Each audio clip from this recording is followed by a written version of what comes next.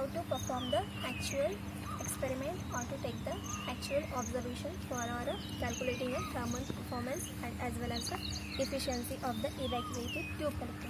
So as you can see that the system is elevated at the inclined plane with the earth surface is at 18 degrees Celsius, which are the latitude, which is the latitude for the our Pune's location. Okay, so every location have a different latitude and the longitude. You have to develop according to the location. Okay. So first of all, we have to note down the initial measurements like wind speed by using the anemometer, average solar radiation by using the lux meter, and the actual length and breadth of the evacuated tube collector or the collector absorber part only. Okay, so let us first we will measure the wind speed at this angle only. Okay, so it is very less, as you can see. We have to measure it only in watt per meter square. We have to measure wind speed only in a meter per second. So at this point, at the inclined plane, the wind speed is a 0.2, 0.3. Okay, so it is the initial observation for the wind speed. Next, we have to measure the solar intensity at this point only. Okay, so which is a 60, around a 50,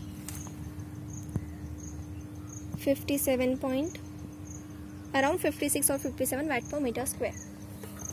So now the major part of the observation is we have to measure the ambient temperature as well as the storage water tank temperature. Okay, so right now I am using a digital thermometer, or we can, as I have already told you, we can also use a sensor that I have told you about, the PT100 sensor. Okay, so that sensor or this thermometer, for measuring the inside storage tank temperature, we have to put the thermometer like this. We will put the thermometer or the insert thermometer in the tank from this point. Okay, so as soon as I have inserted the thermometer in the tank, the temperature has rise to a 33 degrees Celsius. Okay, so due to the bad weather condition, it's showing a very poor performance.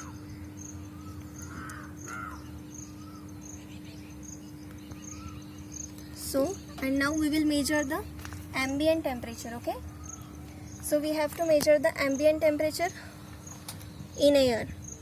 Ambient means atmosphere temperature. Okay, so it is a 29 degrees Celsius. So one point is to be noted. Right now I have only the digital thermometer. Our sensor part have been taken for a calibration purpose. So let us see. I will tell you that how to use that PT100 sensor inside the storage tank. So we will insert that 3 sensors from this point. Okay, so suppose this is a one sensor. Okay, so I will immerse that sensor up to this point, another sensor up to this point, and another third one sensor up to this point. Okay, so why we are taking these 3 sensors at 3 different locations inside the tanks? So as I have already told you that this is a thermosiphon. This system will based or the working principle is based on the thermosiphon principle. So what is it actually? That this tank contains a water and this tube is also filled with the water. Okay, so as soon as the solar radiation fall on this absorber tubes, some water it will get to heated, and the heated water will go up. Okay, and the lower the cold water will go down in this way, and the cycle will flow. That heated water will glow up and the cold water will flow down.